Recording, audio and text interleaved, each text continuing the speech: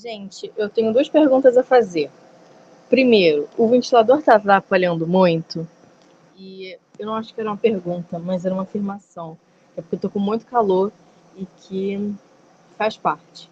Queria saber se está atrapalhando muito. Eu queria pedir, acho que foi a Amanda que entrou depois. Queria pedir para você colocar o seu nome no chat.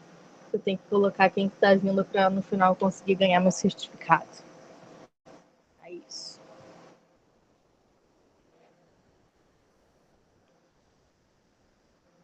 Precisa não. Só, tipo, nome e sobrenome. Amanda Augusto, né? É verdade. Ah, então vai ficar ele aí, porque o bichinho tá me salvando. Beleza. Então, acho que a gente pode começar. Se alguém mais for entrando, a gente vai, enfim, localizando. Então, a gente vai começar a falar sobre geometria espacial. E é basicamente o segundo assunto, né? O segundo não. O que está ali junto com função exponencial, que a gente começou a ver no início desse ano, né? Do segundo ano. E nele a gente vai falar sobre muitas coisas, mas especialmente os sólidos geométricos. Então a gente fala de prisma, a gente fala de pirâmide, tudo isso que é tipo cilindro. Então todas as coisas tridimensionais, assim, a gente vai trabalhar com. Então eu costumo chamar que é uma geometria 3D, uma geometria que a gente consegue pensar mais no nosso dia a dia mesmo, porque no seu dia a dia, em geral, você não vê círculos, você vê cilindros, por exemplo, aqui. Eu tenho uma moeda, por mais que ela seja fininha, ela tem alguma espessura aqui. Então, por isso eu gosto de falar dela dessa maneira. Mas, enfim, antes de a gente começar esse nosso estudo na geometria espacial, a gente tem que ter algumas ideias bem fixadas na nossa cabeça, que são as relações entre duas retas, uma reta e um plano, e dois planos. Para a gente entender o que está acontecendo, a gente tem que entender a ideia principalmente de dimensões. Então, a gente sabe que um ponto é uma coisa que é adimensional, não tem dimensão. Uma linha é unidimensional, então ela só vai para um lado. A gente tem um plano, que é bidimensional, então a gente tem, por exemplo, nesse caso não, mas, por exemplo, se eu pego esse retângulo, se eu desconsiderar a espessura dele, ele vai ser só um retângulo, então ele é bidimensional, porque ele tem largura e comprimento. E se eu pegar, no caso, um paralelepípedo, né, um negócio assim, eu tenho um negócio que tem largura, comprimento e altura, tá? Então, quando a gente fala de uma relação entre duas retas, a gente acaba se referindo a uma coisa que vira bidimensional. Dois planos não vira quadridimensional, mas vira tridimensional. E uma reta e um plano também vira tridimensional. A maioria dessas ideias aqui a gente viu em desenho, mas é sempre bom a gente relembrar. Então a gente tem relações entre duas retas. Quando eu falo de duas retas, eu sempre vou usar. Peraí. Quando eu for falar de duas retas, não fica aqui. Vocês conseguem me ouvir assim ou fica muito ruim?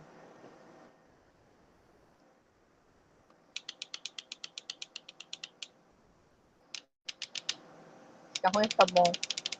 Tá dando pra ouvir direitinho. Beleza. Eu vou sempre usar duas canetas, né? Tá? Para me referir a duas retas. A gente pode ter duas retas distintas, que não têm relação uma com a outra. A gente pode ter duas retas coincidentes, que quando a gente olha para elas, a gente só vê uma, mas na verdade está uma atrás da outra. A gente pode ter essas retas concorrentes, que é uma cruzando a outra, né? Então, pensa lá no concorrente, tipo, fulano versus fulano é sempre um X, porque são retas concorrentes. Aí, das retas concorrentes, a gente tem a reta perpendicular, né? Que quando está concorrente, ela pode ter um ângulo diferente. E quando está perpendicular, ela tem um ângulo de 90. E a gente tem, quando uma está deitada e uma está em pé.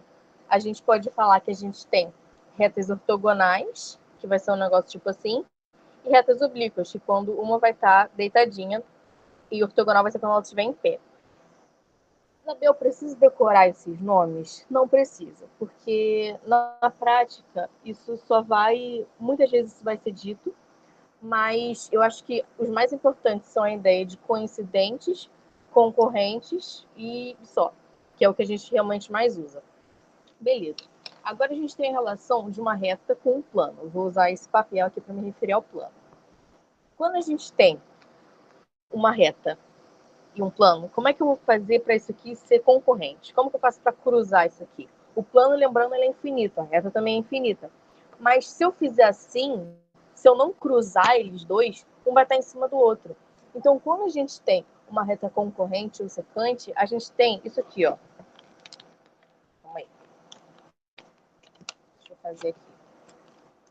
A gente tem a reta furando o plano.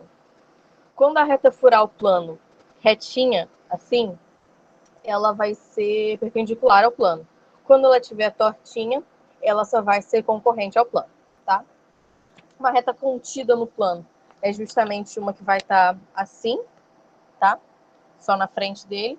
Uma reta paralela é quando ela estiver numa distância específica do plano que não se altere. Assim, entendeu? É isso. Beleza, a gente já viu aqui então relações entre duas retas, relações entre uma reta e um plano. E quando eu tenho dois planos, eu posso ter a mesma ideia. Eu posso ter dois planos secantes, imagina que está um dentro do outro. Eles também podem formar assim uma cruz, formando dois planos perpendiculares, mas eu também posso ter eles tortinhos, que vão ser dois planos concorrentes. Mas eu posso ter dois planos paralelos, um mais em cima do outro, mas sempre com uma distância específica que não vai mudar para sempre, eles nunca vão se encostar, assim, como se fosse um trilho de trem. E eu também posso ter dois. Também posso ter dois planos coincidentes, que eu vou ter os dois assim, um em cima do outro, mas tem dois. Essas ideias são importantes? São importantes, mas, como eu disse, a gente sempre vai estar relembrando isso vai ser quase que um axioma para a gente.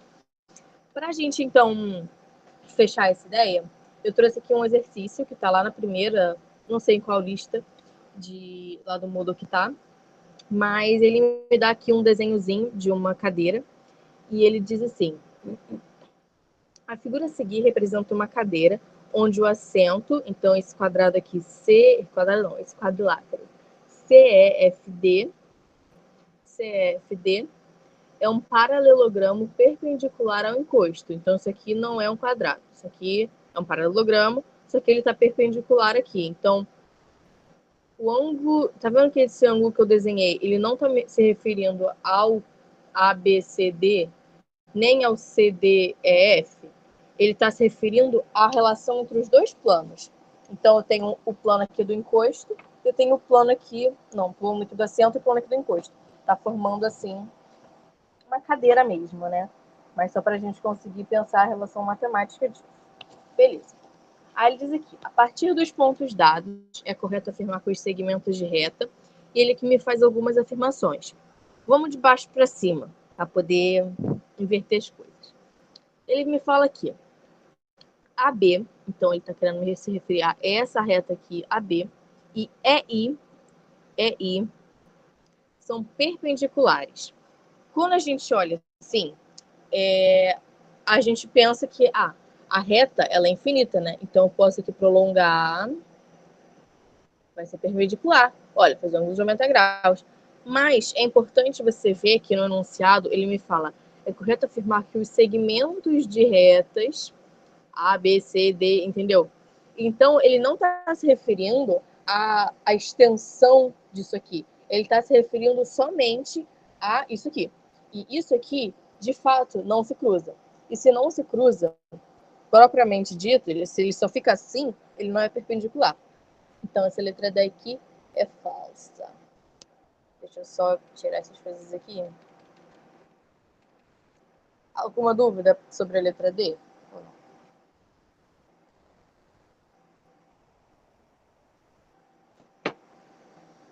Então, lembrando aqui segmentos de reta. Beleza. Ele diz aqui agora, AC e EI são perpendiculares. Você já vê que não, né? Porque os dois estão em pés e para ser perpendicular, pelo menos um tem que estar deitado. Eu digo deitado, mas claro que você pode ter um negócio assim, tá? Como se fosse um X, mas um X formando 90 graus. Mas, de todo modo, nunca vai ter os dois assim. Aí é paralelo, tá?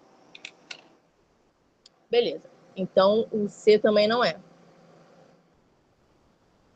Aqui ele diz depois. D não, C não, e no B. Ele diz que BD e CD são coincidentes. São concorrentes, perdão.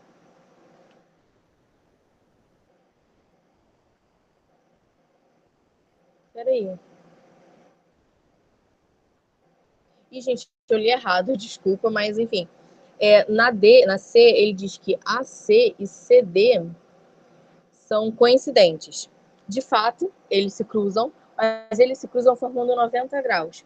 Então, eles são paralelos. Isso quer dizer que eles não são coincidentes? Não, eles são coincidentes, mas... Desculpa.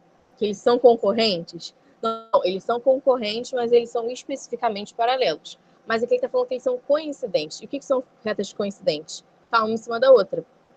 Tá? Desculpa que foi um erro de leitura meu, mas de todo modo ele não está falando uma verdade, tá? Aí depois aqui a gente tem que BD e FJ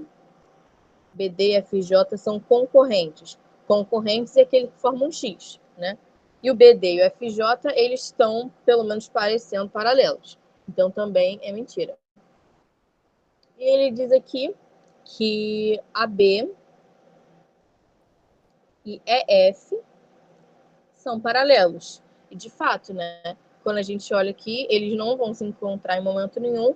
E essa é justamente a ideia dos paralelos. Então vai ser a letra A.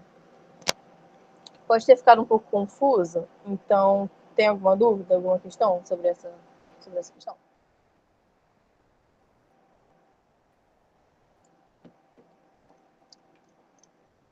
Ok. Então, se aqui essas posições relativas já estão tranquilas, a gente já pode passar para os sólidos. Então, como eu disse, a gente tem vários sólidos. A gente tem pirâmide, prisma, cilindro, que é um prisma. A gente tem várias coisas.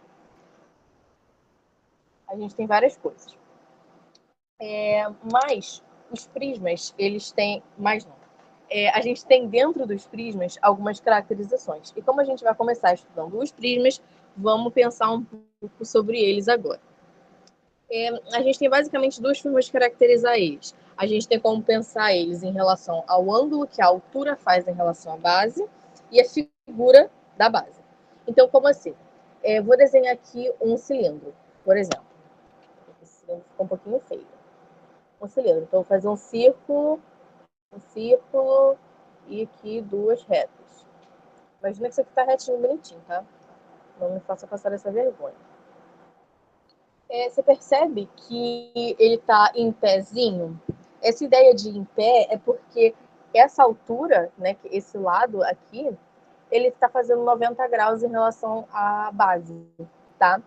Só que a gente poderia também ter um cilindro que faz assim, ó. Tem um círculo aqui, aí a base na altura é torta, assim, o lado, no caso, é torto, e a altura, ela vai acabar sendo aqui do lado de fora do meu cilindro, tá? Então, quando a gente fala que tem um ângulo reto aqui, é o nosso prisma reto, e quando o ângulo não é um ângulo reto, é um prisma oblíquo. Então, sempre que for meio tortinho, é aqui um paralelepípedo, mas ele é um paralelepípedo assim. É um prisma oblíquo, tá? Primeiro a gente vai trabalhar com os prismas retos. Então, com isso em mente, vamos para a segunda forma de caracterizar esses prismas.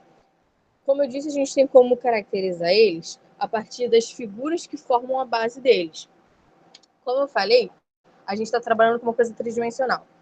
Uma figura plana, uma figura geométrica, ela é uma coisa bidimensional. Então aqui eu tenho um retângulo. Mas se eu tivesse um outro retângulo aqui em cima e eu fizesse uma altura, eu vou começar a ter não só essa largura e esse comprimento, também ter altura. E é isso que vai caracterizar a gente ter uma coisa em 3 dimensões. Então a gente vai juntar aqui essa uma dimensão da base, né? Mais a dimensão que a altura vai formar. Aí a gente consegue ter vários prismas diferentes. A gente tem um prisma triangular, que tem a base um triângulo, um prisma pentagonal, que tem a base um pentágono. Aí a gente tem dois tipos de prismas que, em relação à nomenclatura, é meio complicado, porque tem gente que chama de prisma retangular e prisma quadrangular, mas tem gente que chama todo mundo de prisma quadrangular, só que o que não é um quadrado é irregular, e o que é um quadrado é regular. A gente vai ver isso melhor depois. É que a gente vai falar especificamente de cada uma dessas. Mas fato é que, com base em qual é a figura que aparece 2 vezes, assim, com base nisso, a gente consegue nomear isso. Então, a gente poderia também ter um hexágono aqui em cima. A gente poderia ter um eneágono, sei lá, o que quer que ágono que vocês pensem que vai ser essa minha figura. Quando a gente está se referindo a um prisma reto, ou seja, a altura faz 90 graus em relação à base, a gente vai acabar tendo 2 bases iguais, tá? Em cima e embaixo vai ser a mesma coisa. Pensa lá em desenho, que a gente tem, quando a gente faz uma projeção tortinha, aumenta ou diminui o tamanho da nossa projeção. Mas quando você faz 90 graus, fica bonitinho. Então, essa é a mesma coisa que vai acontecer justamente nos prismas. Até aí foi?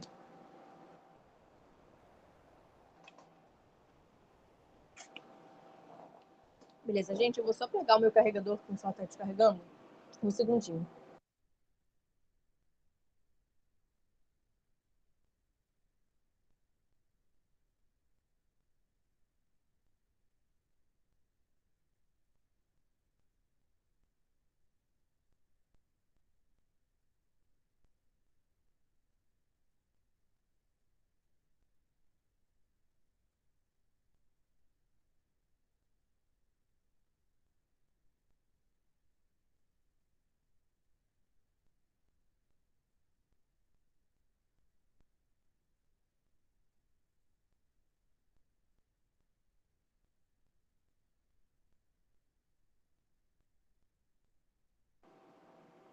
Ok, voltei.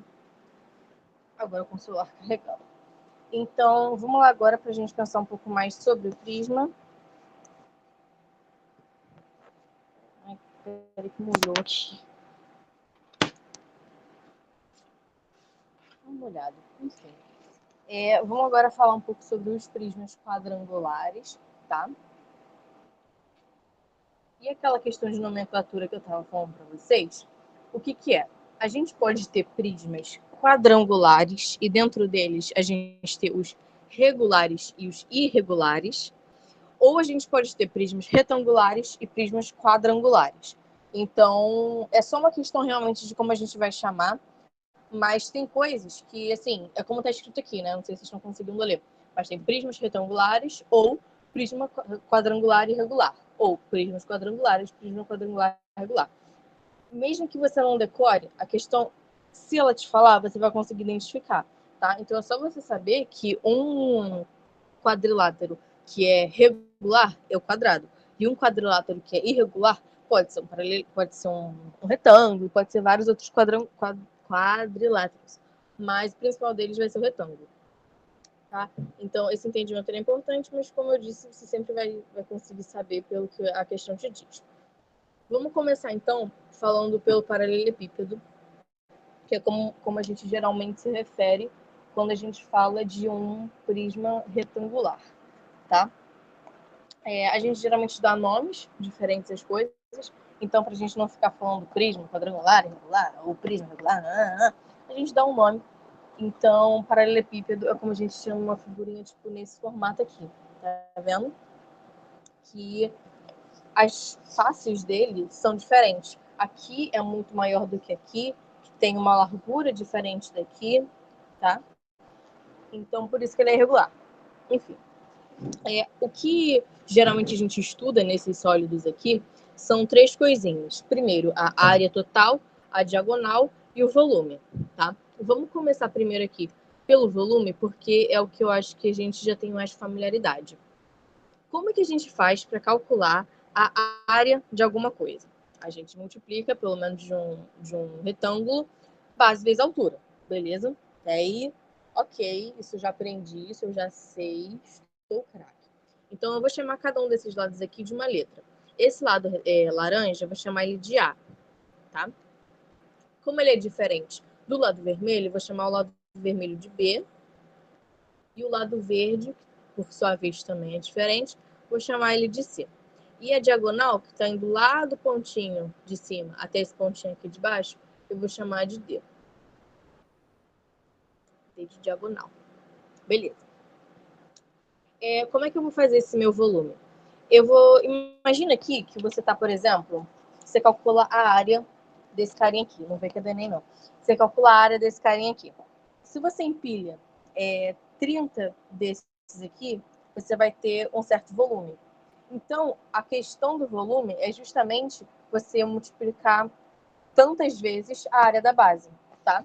Mas aí a gente geralmente só se refere a, tipo, tchan, tchum, tchan, tchan, tchan, tchan. Tinha um professor meu que falava isso, eu lembro até hoje por causa disso. Mas você vai multiplicar a largura, comprimento e altura. Não importa a ordem, né? Que você sabe que a ordem dos fatores não altera o produto.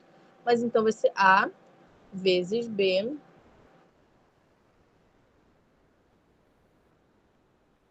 vezes C.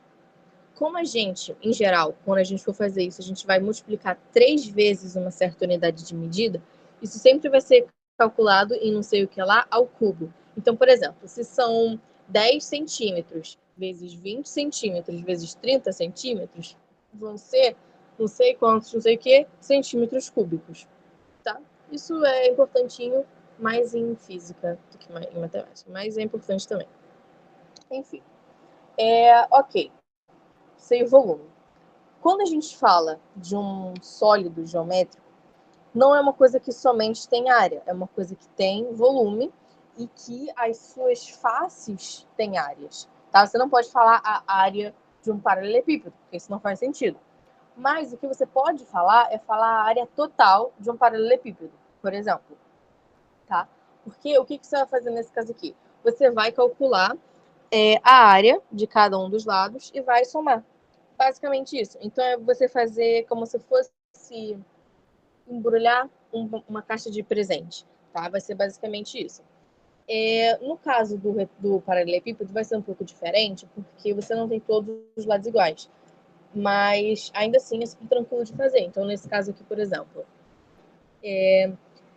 esse retângulo aqui do lado direito, ele é BC. Então eu vou escrever aqui, ó, área total, tá? AT. Vai ser igual a BC, B vezes C, mais. Tá vendo que eu tenho essa mesma forma aqui do outro lado? B vezes C.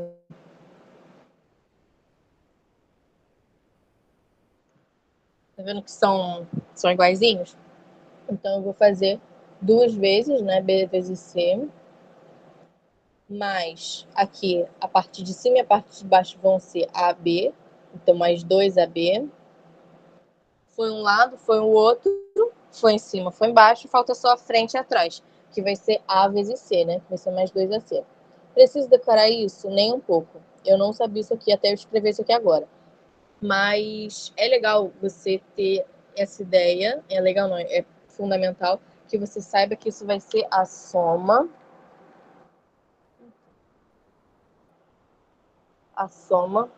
ai, soma das áreas das faces. Bruna chegando na área. Então, é importante que você saiba que a área total vai ser a soma das áreas das faces. Precisa lembrar dessa fórmula aqui, que 2BC mais 2AB? Não. Não gaste sua mente com isso. Você tem coisas mais importantes para lembrar, tá? Beleza. Agora, falando de uma formulinha, que aí a gente já vai ter que tá lembrando, né? Tá vendo que lembrando, que é a fórmula da diagonal. Que isso sim cai bem mais do que saber fórmula para fazer área total, porque isso não faz sentido, tá? Para a gente saber quanto que vai valer essa diagonal aqui, o que a gente tem? A gente tem que D, vou chamar D a diagonal, é igual a raiz quadrada de A ao quadrado, tá? Então, esse lado aqui ao quadrado, mais B ao quadrado, ou seja, o outro lado ali ao quadrado, mais C também ao quadrado. A raiz de todos esses carinhas aqui vai me dar minha diagonal. Dá para você, sim, demonstrar isso aqui Mas numa hora de uma prova ou algo do tipo, você não vai ter que ficar lembrando disso, sabe? Não é uma coisa realmente tão fundamental. Você pode só saber a fórmula, tá? A única coisa que você tem que saber é como fazer para usar ela. Então, você vai pegar as 3 unidades, né? Então, a largura, o comprimento e a altura, e vai fazer o quadrado de cada um, somar e tirar a raiz quadrada. O importante só é saber usar. Alguma pergunta? Ou não?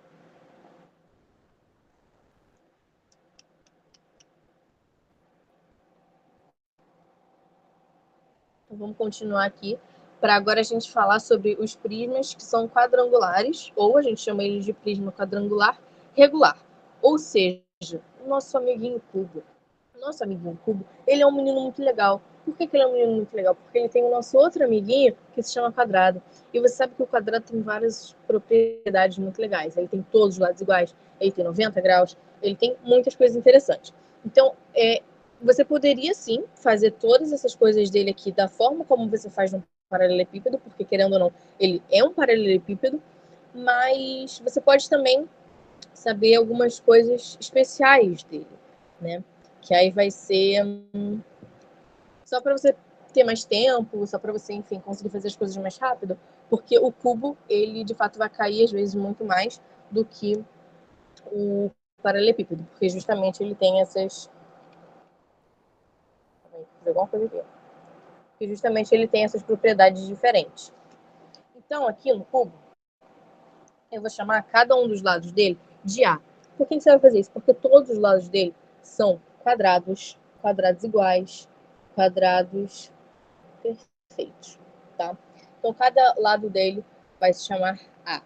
Então, para a gente calcular o volume dele, o que a gente vai ter?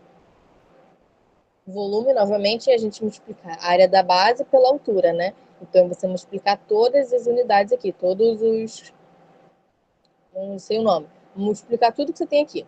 Então, ele vai ser A vezes A vezes A. A, ou seja, A ao cubo. É muito interessante que o volume do cubo seja A ao cubo, e é justamente por isso que quando você fala que é elevado a 3, você fala que é cubo, porque vem do cubo, tá? Então, dá para lembrar, né? Beleza. Agora aqui vamos falar da diagonal. A diagonal cai bastante. Tudo do cubo cai bastante, é legal saber. E é divertido também, porque o cubo é legal. Quando a gente fala da diagonal do cubo, é um pouquinho diferente. Você pode fazer da outra forma? Pode. Mas você vai perder um pouquinho de tempo, porque você, como você sabe que todos os lados são iguais, é como você fazer a ao quadrado, mais a ao quadrado, mais a ao quadrado. Então, seria 3 ao quadrado. Entendeu? Quando você tem 3 ao quadrado, vai fazer uns trem que vai sair que a diagonal é A vezes raiz de 3. Novamente, dá para você provar isso daqui, mas é muito mais fácil que você só lembre que a diagonal do cubo é a raiz de 3. A mesma ideia que dá para, pelo menos eu consigo lembrar dessa forma, é você ver que aqui é 3 no expoente e aqui você tem um 3 na raiz, né? Pelo menos isso para mim faz sentido. E a área total do cubo também vai ser uma área mais especial, porque todos os lados são iguais, tá? Novamente, você também não precisa lembrar, mas acaba sendo um negócio meio que já tá ali. Tá na sua cabeça, você só não tá conseguindo perceber isso. Então, como que eu faço a área de um lado do meu quadrado, do meu cubo? Vai ser A ao quadrado. Isso é a área da base, por exemplo. É a área de uma das faces. A área de uma das faces, A ao quadrado. Porém, quantas faces eu tenho? Eu tenho 6 faces. Então, eu posso dizer que a área total do meu cubo sempre vai ser 6 ao quadrado. Sempre, sempre. Por quê? Porque todos os lados do cubo são iguais e ele tem 6 faces. Se você não quiser lembrar disso, você pode não lembrar disso. Mas tá na sua cabeça, você só tá escrevendo aqui agora. Até aqui alguma pergunta? Ou não?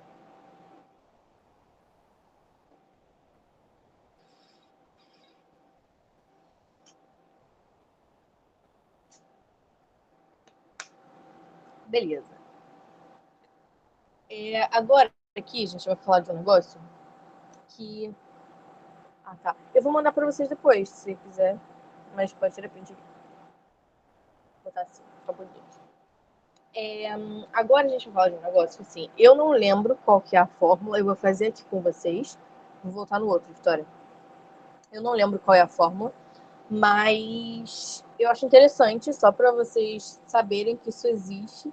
E que eu, pelo menos, quando eu descobri que isso existia, eu falei, pô, maneiro, né? Parece que o universo ele foi meio que calculado para as coisas acontecerem certas.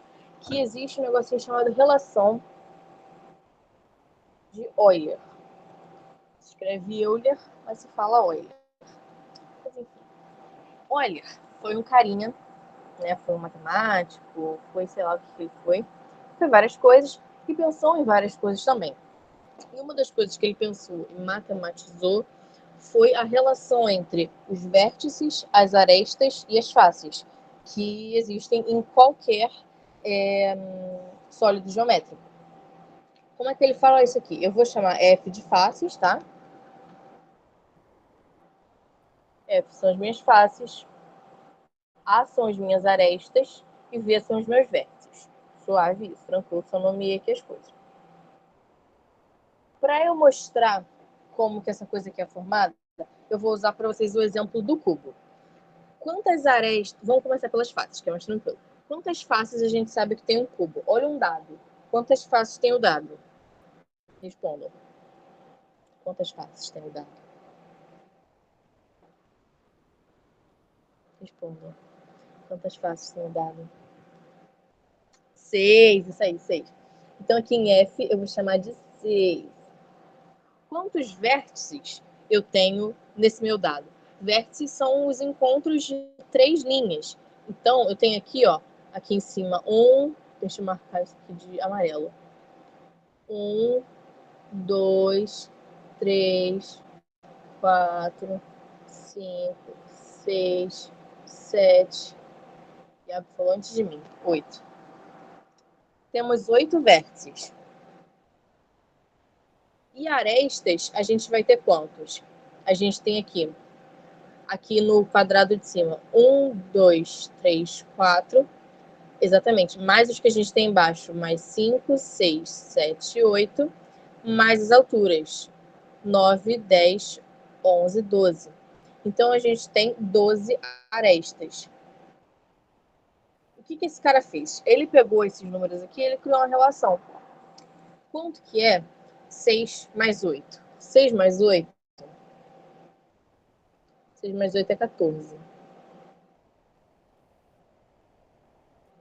No entanto, eu sei que 12 é igual a A. Então, o que ele me falou? Ele me falou que as faces mais os vértices é igual às arestas mais 2. Isso aqui que esse cara pensou. Não precisa decorar, né? Dá para você pegar assim rapidinho, pensar dessa forma, que é o que eu faço pelo menos. Eu não consigo lembrar disso aqui, é impressionante, minha mente não funciona para decorar isso aqui. Mas você realmente não precisa lembrar disso aqui, é só você ir fazendo essa relação sempre com o cubo, porque o cubo ele te dá os valores certinhos e você, a partir disso aqui, consegue resolver até algumas questões. Eu não sei se isso aqui tá no Moodle, mas é legal saber, tá? Alguma pergunta?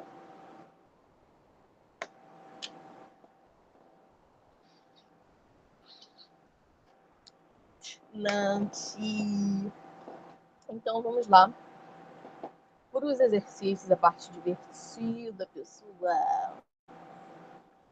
Então aqui, primeiro exercício, a gente tem do IFPR, eu acho que é o Instituto Federal do Paraná, não sei, é os guri. E aí diz aqui, marque a alternativa que apresenta a área total Então, a gente já tem aqui um conceito que a gente acabou de ver, o conceito de área total. Área total em centímetros.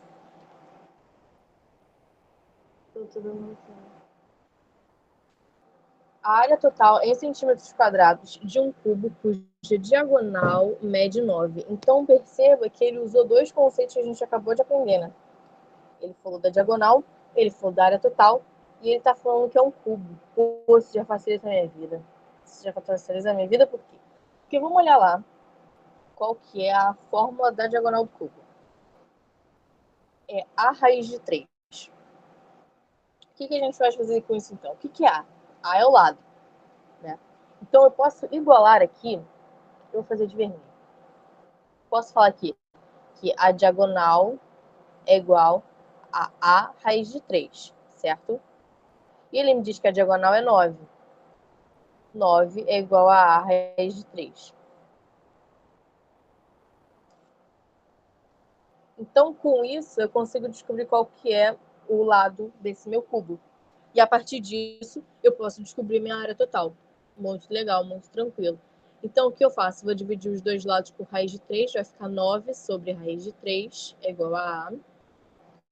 Eu não sei escrever 3, mas eu estou tentando, eu juro para vocês. Aí aqui, você pode já considerar isso aqui como A, mas você também pode embelezar um pouquinho mais isso aqui, né? Que aí vai ficar melhor. Então, eu posso multiplicar em cima e embaixo, nessa minha fração aqui, por raiz de 3. Eu vou ter 9 raiz de 3. Sobre raiz de 3 vezes raiz de 3, vai me dar 3, tá? Porque é como se estivesse levando ao quadrado.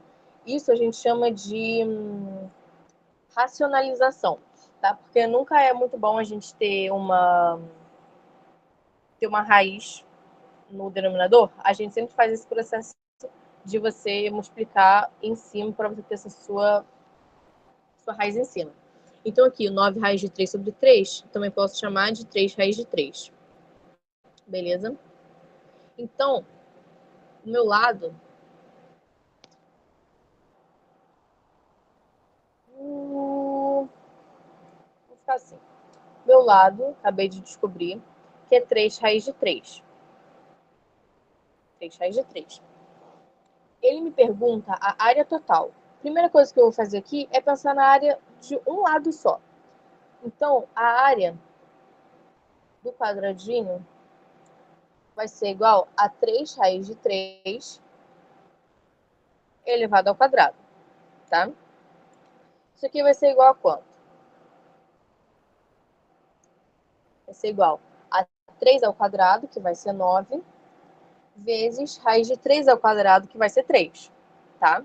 Então, eu sei que a área do meu quadrado, de um quadradinho, é igual a 27. Beleza. Mas ele me pergunta a área total. O que eu vou ter aqui, então? Eu vou ter 27 vezes a quantidade de faces, né? Porque aqui eu tenho a área de uma face, mas eu quero de todas as faces. E eu sei que a quantidade de faces é 3, então eu tenho 27, é 6. Eu tenho 27 vezes 6. Fazendo essa conta aqui, vamos fazer junto aqui. 7 vezes 6, 7 vezes 6 dá 42, dá 12, e aqui dá 18, 182, desculpa. Dá 12, mais 4 dá 6, dá 162, tá? Então, eu sei aqui que a área total vai ser igual a 162. Letra B, tá? Alguma pergunta? Vocês entenderam o processo ou não?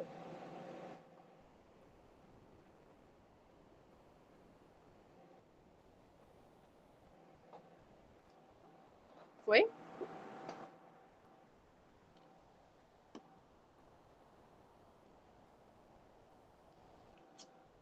Ok.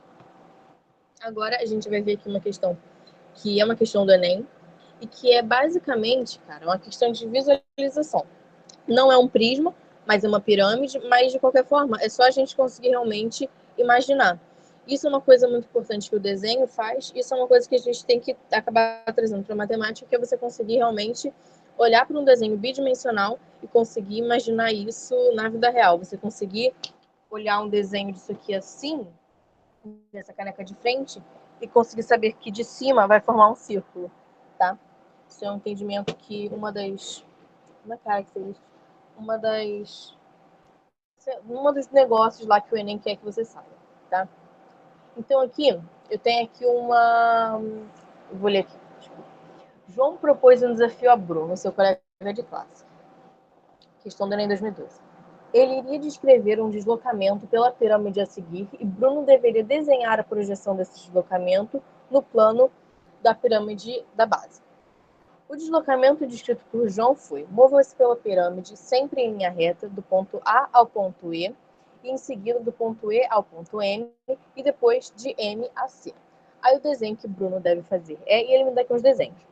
Antes de tudo, ele quer que a gente desenhe esse deslocamento que ele fez na base da pirâmide. Então, eu vou desenhar aqui o que a gente enxergaria se a gente olhasse essa pirâmide de cima, né? Eu sei que eu vou ter aqui um quadrado, né? Porque a base dessa minha pirâmide é um quadrado, como ele me disse. E eu vou ter aqui esses dois cruzamentos aqui. Por que eu vou ter esses dois cruzamentos? Porque cada um dos lados dessa minha pirâmide vai ser um triângulo. Então, eu tenho uma base que é um quadrado, vai subir um triângulo daqui desse lado, subir um triângulo desse outro, subir um triângulo daqui, subir um triângulo daqui. Então, quando eu olho de cima, eu tenho um quadrado com umas linhas puxando para o centro. Isso eu estou desconsiderando a altura, né? Porque quando eu olho de cima, assim, para mim só fica um negócio com umas diagonais. Então, isso aqui é o que você vê se você olha de cima. Então, agora vamos nomear esses pontos, porque os pontos eles vão ser importantes para a gente para resolver essa questão, né? A gente vai ter aqui, eu vou chamar aqui de A, eu vou seguindo o desenho. B, C aqui em cima, D aqui do lado esquerdo.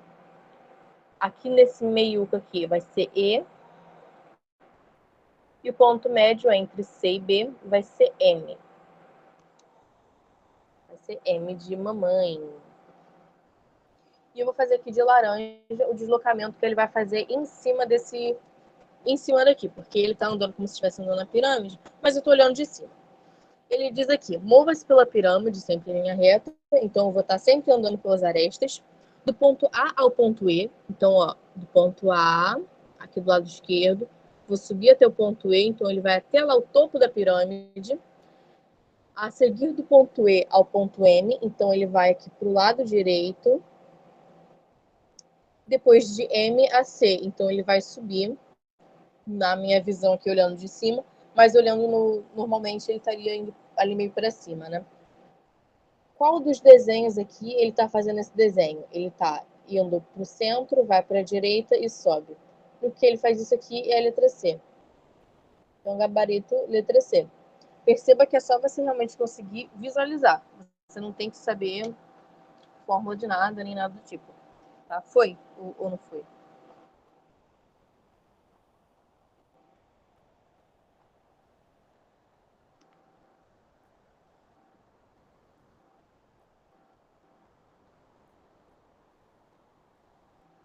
Foi, gente. Foi. Então, é isso. Porque o Enem, ele tem umas questõezinhas que são meio puxadas, mas tem umas questõezinhas assim que dá para fazer. Então, a questão é não se desesperar.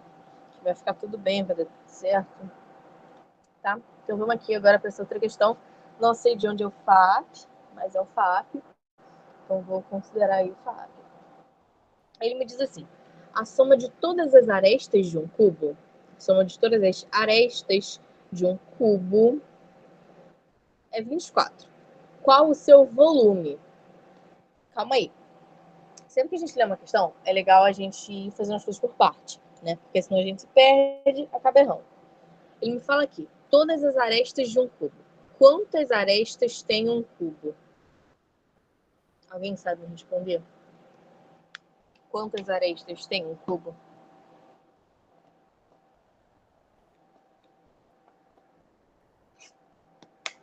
Exatamente, Thiago, 12. Um cubo tem 12 arestas. Então, ele diz aqui, a soma de todas as arestas de um cubo, ou seja, 12, é igual a 24. eu sei que vai ser a quantidade vezes o tamanho dela, vai ser essa soma, né? Então, por exemplo, eu tenho aqui 2 canetas de 10 centímetros.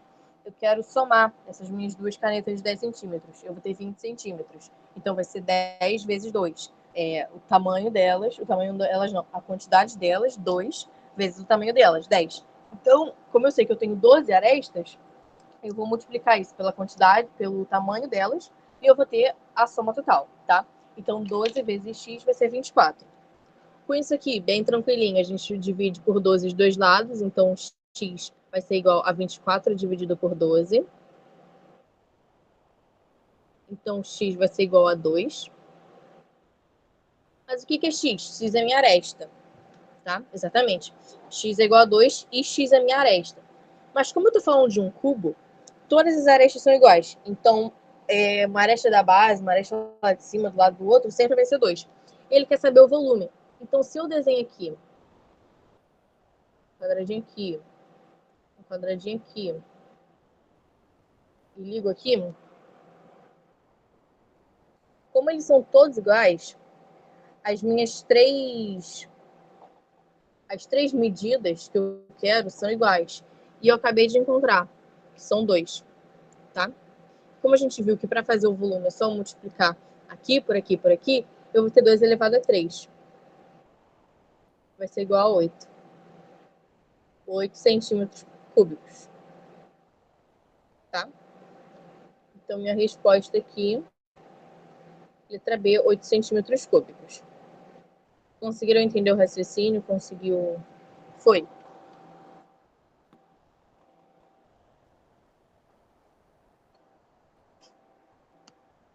Ótimo. Então, vamos agora para a próxima. Você vê que é bem tranquila, é super tranquila, e cai em um concurso, não sei que concurso é, mas cai no concurso. Então, enfim. Essa outra questão aqui da Universidade do Estado de Santa Catarina, ela é a mesmíssima coisa. A única coisa que muda é literalmente o número, tá? Então, tá? Ele diz aqui, a soma das arestas de um cubo é igual a 72. E ele quer saber o volume. Caraca, Isabel, ele tá usando as mesmas palavras, ele tá usando as mesmas palavras. A única coisa que vai ser aqui, então, diferente vai ser o valor que eu coloquei ali, né? Eu poderia copiar e colar só mudar o valor. Mas então eu vou ter 12 vezes x, né? Que é a quantidade de arestas vezes o tamanho das arestas vai ser igual a 72. Tá? X vai ser igual a quanto? Não sei não, eu não tô grande essa conta.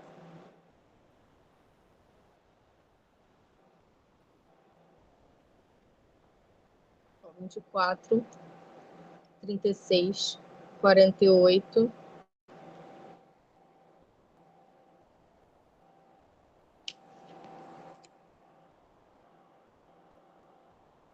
Por 2, 6. 3, 6. Dá 6, dá 6. Tá. Então, x vai ser igual a 6. 72 dividido por 2 e x vai ser igual a 3. 6. Tá? E agora aqui, como você sabe que x é o valor do lado,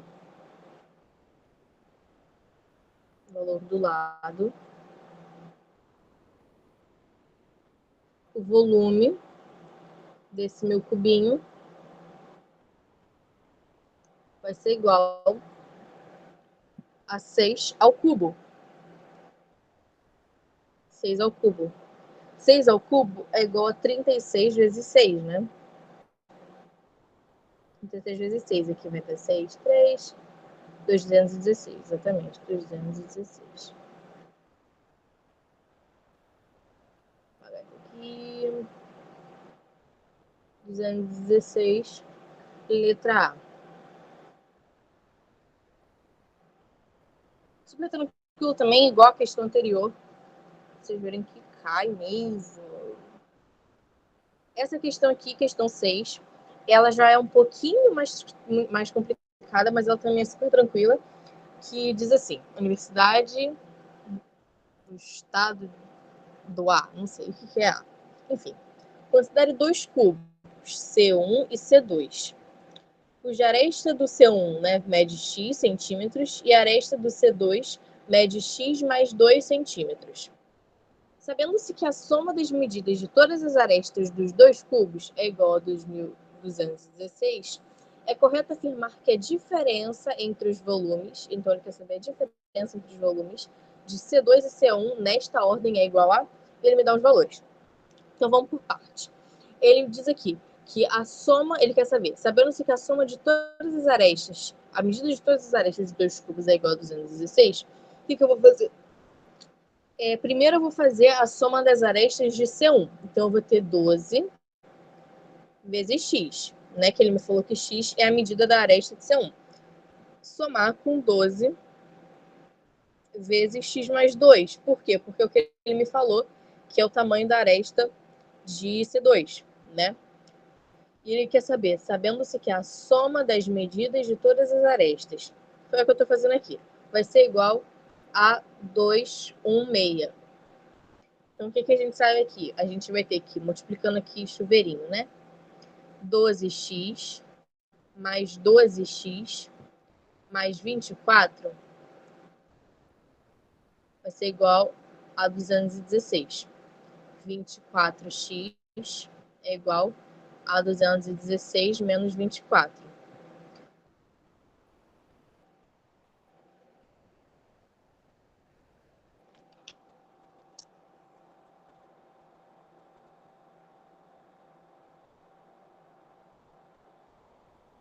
Dá 192, né?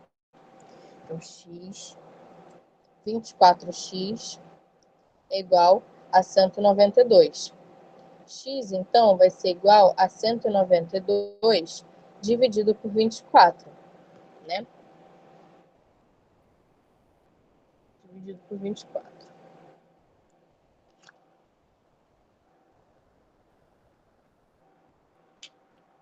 Aí aqui, ó. 192 por 24, eu posso dividir por... Posso fazer por 12. Eu consigo fazer isso por 12.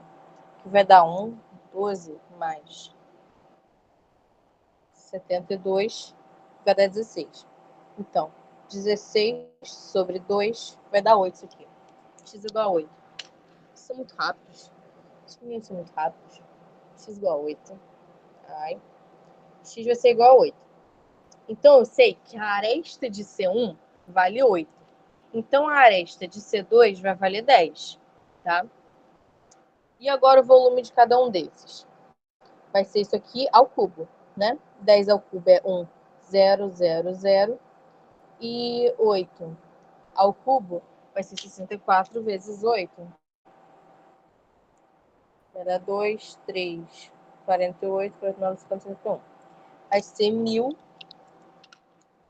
menos 512, que é a área, que é o volume de C1, tá? 512. Isso dá 488, né?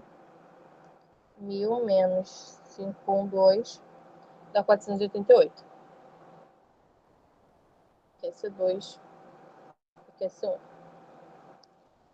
Tá? 488 aqui, letra E. Foi ou não foi? Vocês entenderam? Eu corri em alguma parte.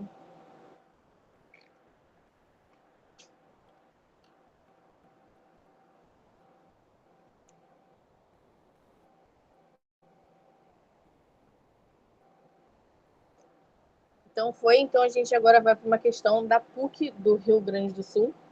E ele diz assim, um paralelepípedo possui dimensões 3, 8 e 9. Então eu vou desenhar aqui, fora de escala, tá? Mas eu vou desenhar aqui, um paralelepípedo.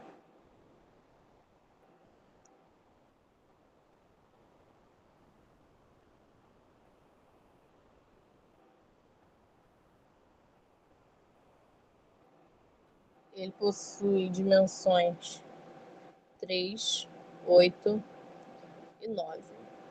Isabel, ele não falou 839, ele falou 389. Sim, mas o que ele quer aqui? Ele quer o volume. Então, não importa muito onde está o que e tal. Só botei esses números aqui porque Aí dá a vocês uma ideia melhor de tamanho, né? Porque se eu botasse 3 aqui onde está o 8, tá muito mais largo de onde estaria o 8. Então, cara, assim, isso não importa de verdade, tá? A gente sabe que o volume, então, do paralelepípedo, vou chamar aqui de VP, vai ser igual à multiplicação desses três números, né? Que é o comprimento, largura e altura. Então, eu vou ter que 3 vezes 8 vezes 9. E ele me pergunta, a medida da aresta de um cubo que possui volume igual ao do paralelepípedo é em centímetros. Então, vamos com calma. O que eu posso fazer aqui, eu não vou fazer essa conta, tá? Porque essa conta é meio desnecessária. Eu sei que o volume do paralelepípedo vai ser 3 vezes. Quanto que é o 8? 8 é 2 elevado a 3. E o 9 é 3 elevado a 2. Então, eu sei que o volume do meu paralelepípedo é igual a 3 ao cubo vezes 2 ao cubo, que é, assim, 216, tá? Mas você pensando dessa forma, você consegue já saber que o volume do meu cubo também vai ser isso aqui, mas olha só, deixa eu pensar como que eu posso falar isso aqui. O volume do meu... Ah, que saco. Qual que é o volume do cubo? O volume do cubo é A elevado a 3. E aqui eu tenho, basicamente, A elevado a 3. Eu vou ter 6 elevado a 3, tá? 6 elevado a 3. Então, sem fazer a conta, eu sei que a aresta vale 6, tá? Então, isso já me dá uma ajudada. Só de você ver que tem um negócio elevado a 3 e você vai ter que elevar 3 para fazer o volume, você não precisa elevar 3, você já volta, entendeu? Então, vamos lá. Volume do paralelepípedo, 3 vezes 8 vezes 9. Então, o volume do paralelepípedo é 3 vezes 2 elevado a 3 vezes 3 elevado a 2. Então, o volume do paralelepípedo é 3 elevado a 3 vezes 2 elevado a 6. Isso é 6 elevado a 3. E você sabe que o volume do cubo ele tem que ser A elevado a 3. Então, o volume do cubo vai ser 6 elevado a 3. Tá?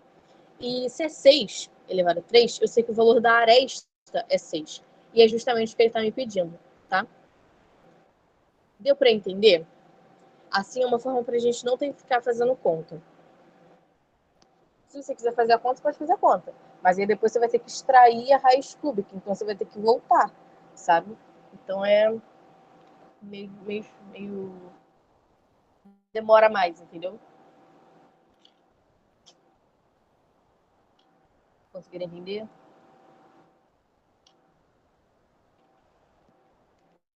Eu vou até desenhar aqui, para quem não conseguir visualizar, que ó, eu tenho aqui um quadrado, um outro quadrado.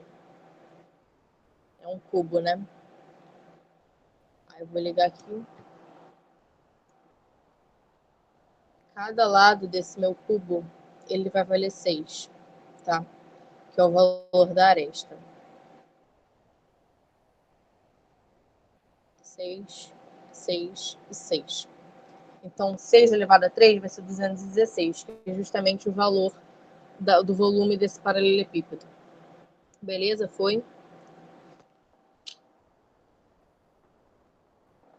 Puxa vida, já estamos no final, estou triste. Estava gostando de fazer questões. Pô, me perdi aí. Como é que você achou o volume sem saber o valor da aresta?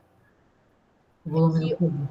do cubo, você sabe que o volume do cubo, ele é...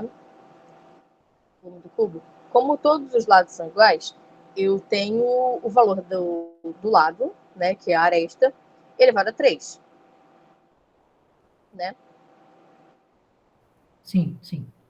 Então, e ele me diz aqui no enunciado que um paralelepípedo de dimensões 3, 8 e 9, ele quer a medida da aresta de um cubo que possui Ah, volume igual, não, o volume é entendeu? igual. Tá, entendi. Então, Entendi, eu entendi. tendo o volume desse cara aqui, eu consigo achar o volume do cubo e com isso eu sei a aresta dele.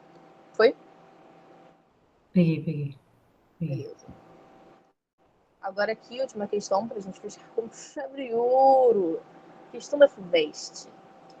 Ele diz aqui, vamos só respirar, beber uma água. Deixa eu começar outra questão. Paralelepípedo reto retângulo. Então, isso está me falando que vai ser um prisma, né, que é reto. E a base dele vai ser um retângulo. A, B, C, D, E, F, G, H. Os pontos desse meu paralelepípedo. Representado na figura, tem a medida dos lados AB, né? Então, aqui a largura dele vai ser 4. O comprimento dele, BC, vai ser 2. E ele diz aqui que BF vai ser 2, né? Que é a altura. Mas eu posso falar que é CG, porque melhora a minha visualização. Mas não tem nenhum motivo para eu não poder falar que é DH, que é EA, porque todos eles são altura, tá bom? Enfim. Aí ele me diz aqui, o seno do ângulo HAF. Então, o H... Ai, deixa eu pegar aqui a minha reta. H, então, o H, ele é o ponto... Eu tenho um quadrado aqui na minha frente e eu tenho um retângulo aqui na minha frente, eu tenho um retângulo lá atrás. O H, ele é o ponto do canto superior esquerdo, lá de trás. O A, ele é o do canto inferior esquerdo aqui da frente e o F é o superior direito aqui da frente, tá? Ele quer saber o seno desse ângulo aqui. Para a gente saber o seno desse ângulo aqui, a gente primeiro tem que saber o ângulo. Então, vamos fazer as coisas com calma, tá? Vamos lá. Essa linha aqui, AF, eu posso dizer que ela é diagonal de AEFB, tá?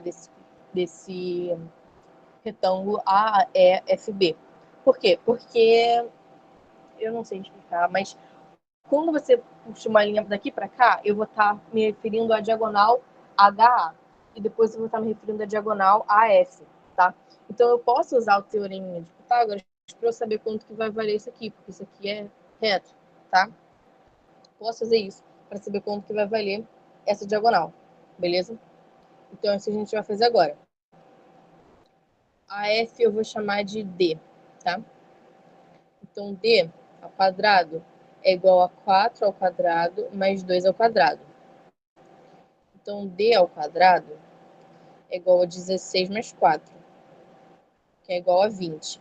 Então, D é igual a raiz de 20. Por que eu fiz isso? Eu poderia ter botado direto, né? É raiz de 20. Raiz de 20 é igual a 2 raiz de 5, tá? Que 20 é 4 vezes 5. Sai 4 da raiz, fica 5. Então, eu sei que a diagonal do triângulo, do retângulo AEFB vale 2 raiz de 5. Agora, vamos fazer desse outro retângulo aqui. Eu sei, o que eu sei desse outro retângulo aqui?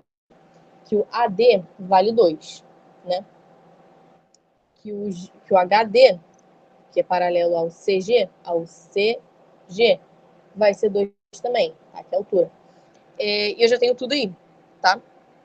O que eu preciso, justamente, é essa minha diagonal.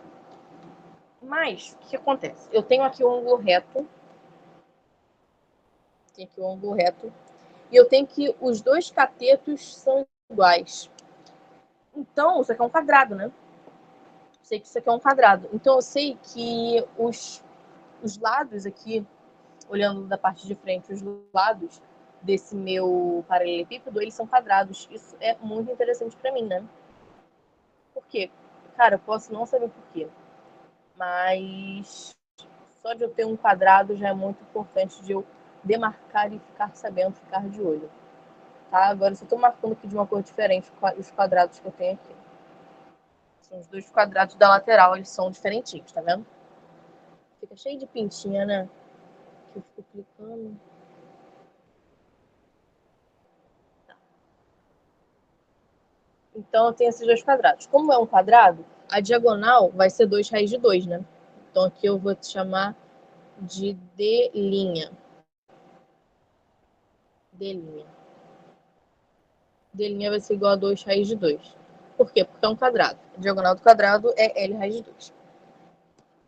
Beleza. Então, eu vou ter um triângulo que tem esses dois lados. Mas aí, para eu fechar realmente um triângulo, eu vou usar aqui esse HF, né? que é a diagonal dessa forma que está aqui em cima. Como que eu vou descobrir o valor dela?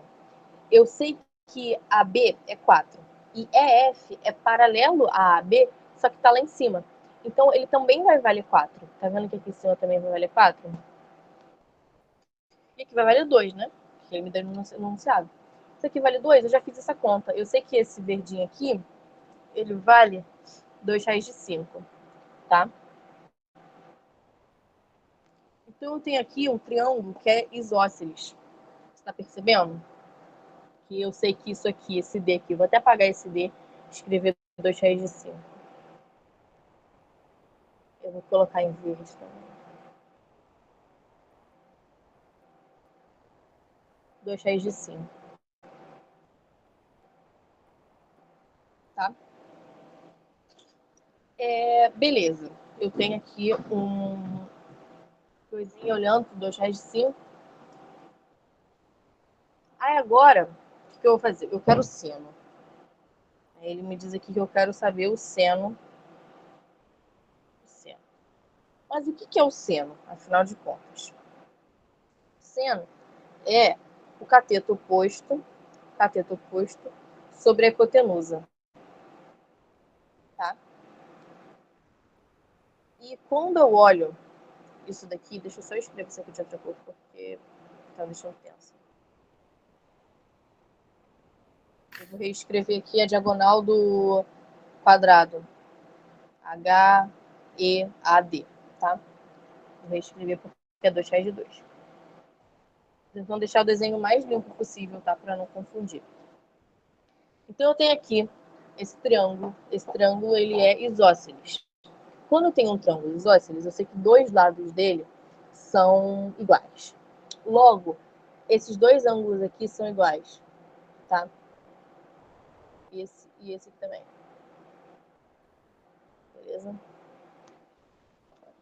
E eu não sei, eu realmente não sei porquê, mas isso aqui é reto. Mas eu não tô conseguindo falar porque eu estou me sentindo muito mal por isso. Aqui,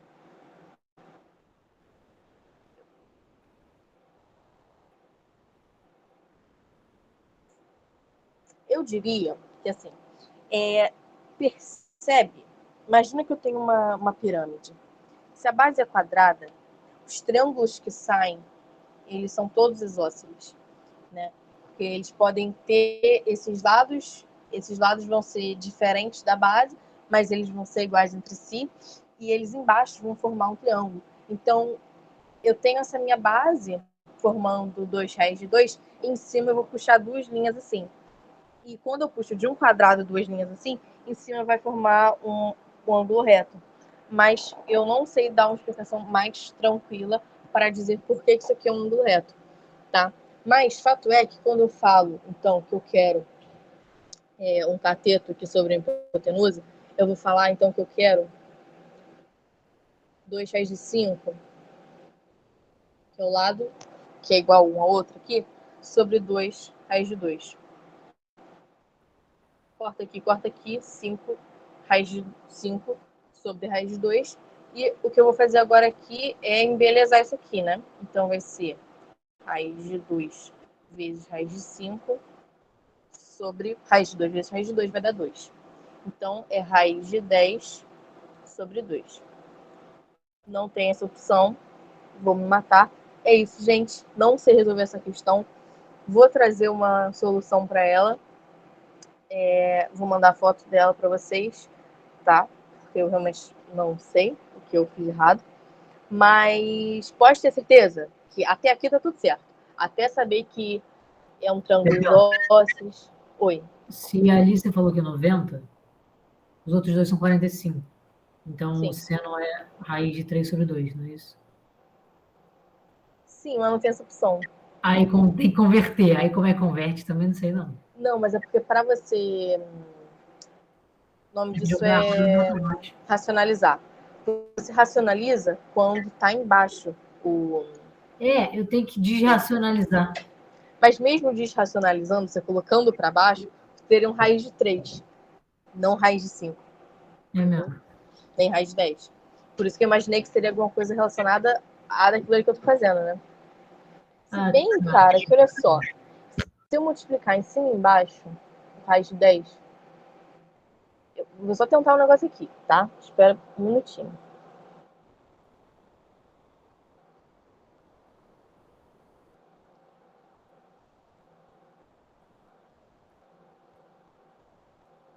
Eu não tenho essa opção, entendeu? Então, realmente, eu não sei. Você viu o que eu tentei fazer aqui? Eu tentei passar esse raiz de 10 aqui para baixo. Então, eu fiz raiz de 10 sobre 2, passei, multipliquei em cima e embaixo por raiz de 10, fica 10 raiz de 20, vai ficar 10 sobre 2 raiz de 5. Fica 5 raiz de 5. Mas mesmo assim tá errado, entendeu? Então, não acho que ali é um ângulo reto. Mas não vai dar raiz de 20, não. Vai dar 2 raiz de 10. Então, é verdade. Vai ficar 2 raiz de 10. Mais 2 raiz de 10, Aí eu transforma posso o falar que 30 é aí. menos Vê 40. como é que vai dar o 30. Oi? Não entendi. Fatorar o 30. Não é 30? É 30, não é? Porque 3 raiz Não. de 10 vezes raiz de 10. Vai entrar um 4, vai ficar 40. Não, foi mal. Porque eu tô fazendo no raiz de 3 sobre 2 aqui. Tô fazendo no outro seno. Tô fazendo no seno de 45. Peraí, mas não era o seno de 45? Ah, me perdi.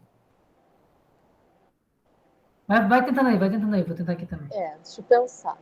Olha só. Raiz de sobre 2.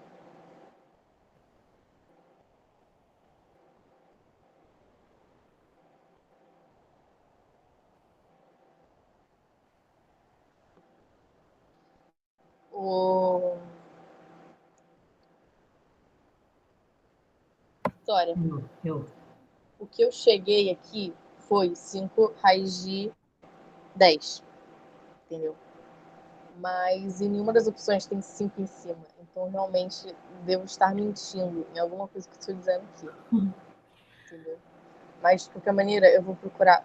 Gente, que horroroso. Eu vou procurar como que eu faço para fazer essa questão, ou vou pensar um pouco melhor nela. Porque isso aqui, eu não sei se isso aqui me é 90 graus. Não me tem cara de 90 graus. Mas, enfim. Acho que seria 90 graus se fosse um cubo. Mas não é um cubo, tá? Mas, enfim. Eu vou mandar a foto para vocês, mas esqueçam essa última questão aqui, vou resolvê-la e mandarei, ok?